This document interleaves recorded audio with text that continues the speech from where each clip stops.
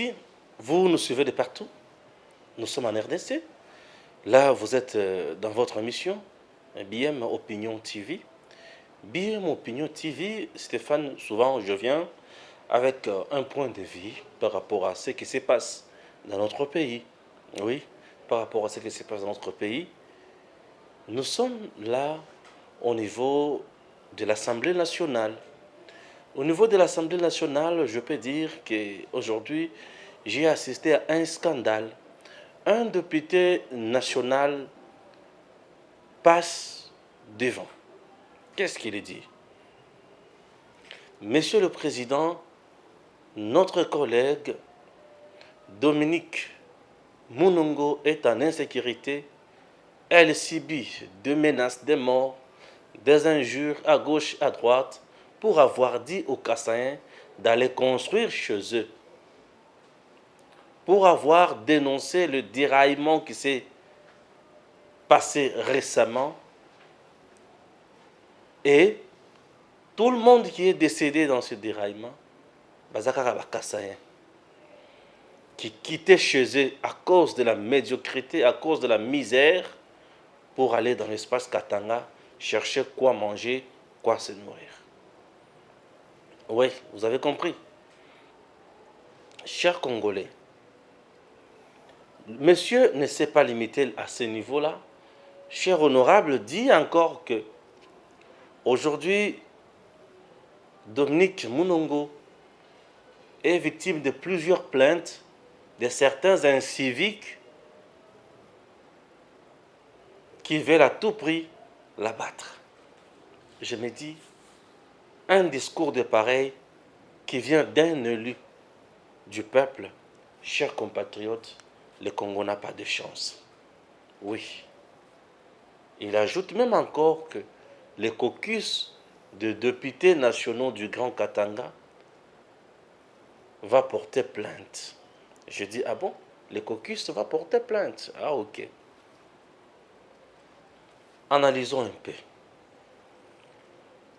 Dominique Munongo passe dans un média, dénonce, crache des insanités sur les Kassaïens en disant que c'est un peuple qui vient manger uniquement le chien, qui vient bafouer nos civilisations.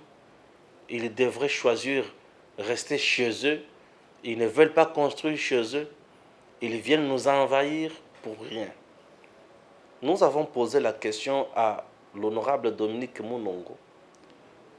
Honorable Dominique, vous êtes député national.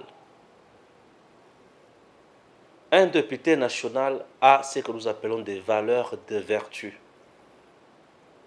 Un député national reste un représentant du peuple, et non d'une tribu. Un député national ne peut pas tenir des propos incendiaires, des propos qui ne cadrent pas, des propos qui ne rencontrent pas la Constitution. Un député national n'est pas n'importe qui. Un député national, ça reste un monsieur ou une dame. Selon nos sources, les Yékés ne sont même pas les originaires du Grand Katanga. Ils tirent leurs origines de la Tanzanie. Mais dis-moi, les Kassaïens sont les originaires du Katanga même. Oui. Les Katanga, les Balubakat et les Baluba, c'est le même peuple qui tirent l'origine Nesikamoko. Les Grands Katanga composaient presque à 40% des Baluba. Ce même discours, nous l'avons entendu en 1990-91 avec le Kyungoku Mwanza. Katanga ni yetu, Katanga ndio bakatange, bakasaya bende kwabo, balabe bakazi yote. Les Kassans sont partis. Oui, ils sont partis. Est-ce que tous les Katangais avaient occupé tous les postes? Est-ce que les Katangais avaient eu du travail? Non. Le Katanga n'a pas été construit uniquement par le Katangais. C'est une province de la RDC construite aussi par d'autres compatriotes. Les Kassaïens sont partis. Est-ce que la Gécamine a été redressée? Qui ont mis la Gécamine en faillite? C'est les fils Katangais. Aucune province ne peut dire « je me suffis ». Non. Tout le monde dépend de tout le monde. Allez construire chez vous. Est-ce que c'est le peuple qui construit chez lui? Est-ce que ce sont les privés qui construisent chez eux? Non. C'est l'État qui doit construire. C'est l'État qui construit. L'État a-t-il construit au Kasaï durant 50 ans? Je commence avec Mobutu, qui a fait 32 ans au pouvoir. A-t-il construit réellement le Kasaï? Non. Mosé Laurent Kabila qui débarque, a-t-il construit le Kasaï? Non. Joseph Kabila, 18 ans, a-t-il construit le Kasaï? Non. Promesses, rien que des promesses. Le Kasaï aujourd'hui souffre d'un sérieux problème de route. Le Kasaï n'a pas du courant. Le Kasaï n'a pas ceci. L'espace Kasaï manque tout. Manque tout à cause de la méchanceté des dirigeants. À cause de la méchanceté des dirigeants. Certains dirigeants qui se sont fait passer pour des Katangais. Mais qu'est-ce qu'ils ont fait? On peut dire quoi? On peut dire quoi? Madame dit, les déraillements, ce sont les Kassaïens qui sont morts là-bas. Ils fouillaient chez eux, tout. Non, personne n'a chez lui ici. Tout le monde est chez lui. La RDC appartient aux Congolais. Nous devons bannir de tels discours de notre société. Nous devons décourager de tels propos. Nous devons dénoncer de tels messieurs, de telles femmes. Et nous devons écarter de tels gens de la classe politique congolaise. C'est de trop.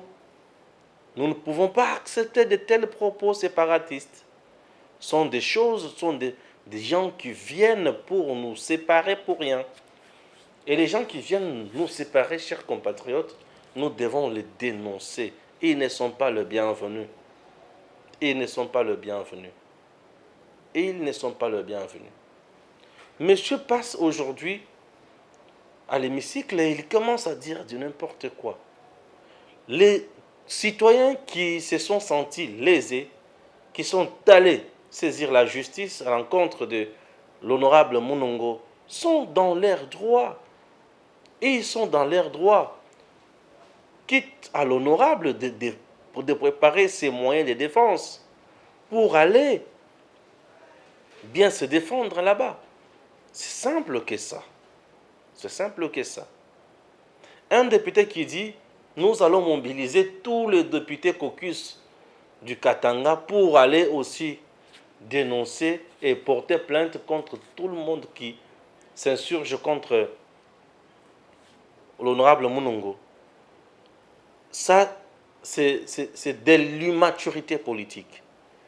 J'ai l'impression que ce député reste un tribal pour rien et il n'a pas un vrai discours d'un honorable, d'un élu. Certes, la circonscription d'un député national reste 5-4 communes, provinces et consorts, mais tout député a un mandat national. Lorsqu'on a le mandat national, on représente le peuple. On ne représente pas le peuple d'un certain coin du pays, mais on représente le peuple congolais. On est élus national, élus nationaux. Les élus nationaux sont les représentants du peuple. Ils travaillent, ils fonctionnent tous pour le peuple. Ils exercent leur mandat pour le bien-être du peuple. Ils sont payés par le peuple. Aucun député ne peut dire que je suis payé par mes électeurs. Non. Tout député est payé par le peuple. Donc, si je comprends bien, le caucus des élus du Grand Katanga ne soutient que les intérêts du Grand Katanga. Pourquoi avoir une telle idée, une telle pensée sécessionniste dans la tête jusque dans l'hémicycle? Et il se paye même le luxe de passer devant les élus.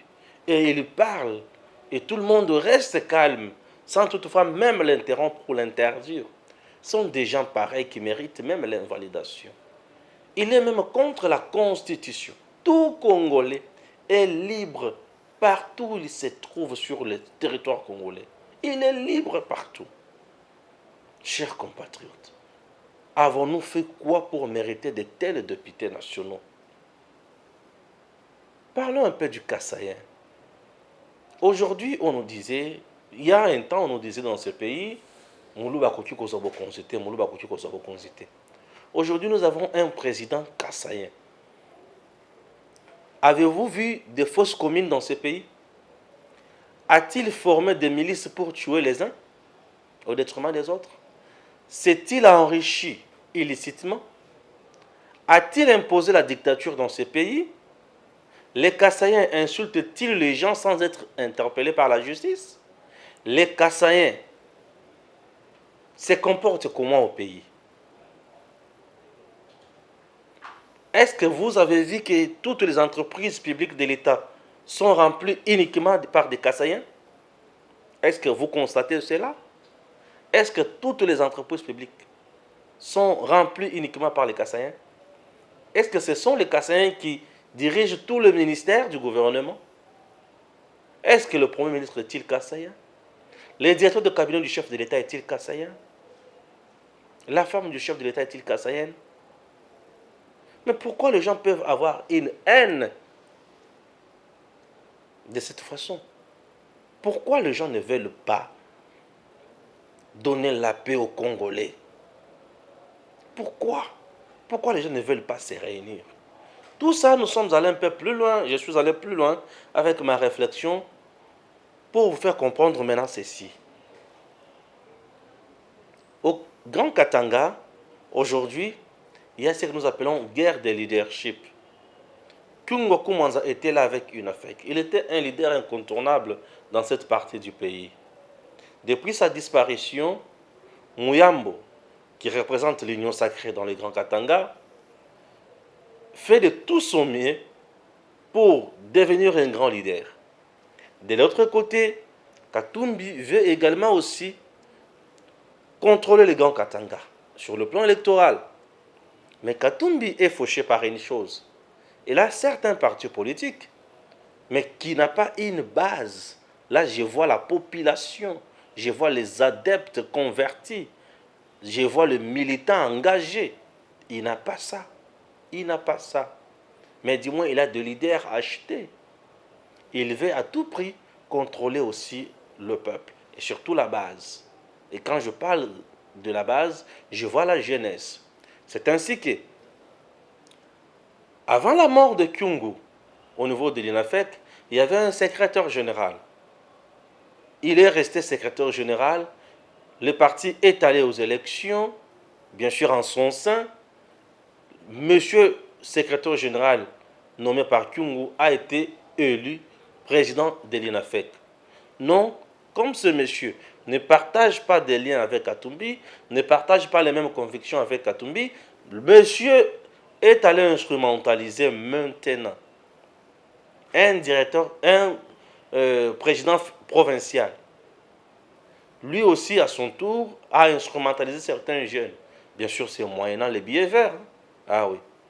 Et il s'est fait passer aussi pour le président de l'UNAFEC avec la complicité de l'un des enfants de Kyungu. Bref, ça brûle dans le Katanga. Effigie du chef de l'État brûlée. Je me demande, une crise d'un parti politique, mais les militants brûlent l'effigie du chef de l'État. Quelle conception, quelle façon de voir les choses, quel jugement. Non, moi j'ai compris quelque chose. Tous les détracteurs du président Félix, tous les adversaires politiques, tous les hypocrites qui sont au sein de l'Union sacrée veulent opposer le chef au Katangais.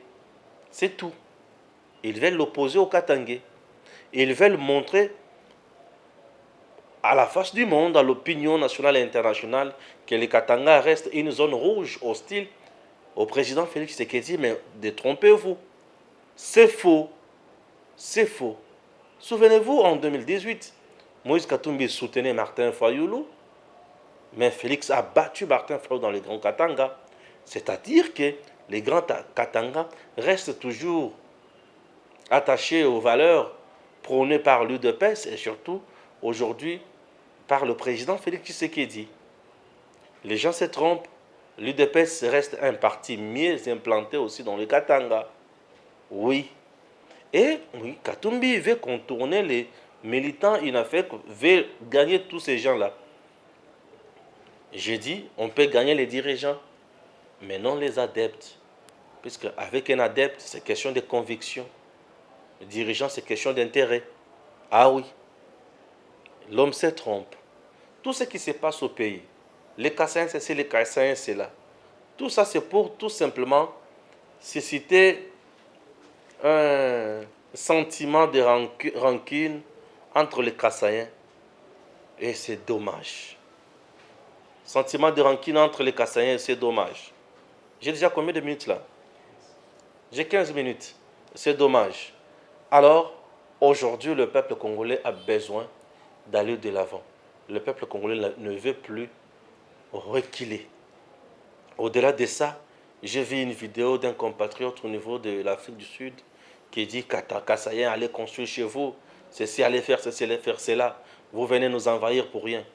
Cher compatriote en question, lui est en Afrique du Sud. Je lui ai posé la question seule de savoir, Afrique du Sud, là, c'est le pays de ton père. Afrique du Sud, là, c'est le pays de ta mère. Afrique du Sud, là, c'est ton pays. Kassaïen qui quitte Kassai pour Katanga, espace Katanga, mais il est toujours dans son pays. Mais toi, du moins, tu quittes ta province pour un autre pays. Pas pour une autre province, mais pour un autre pays. Et qui va rester construire ta province et ton pays?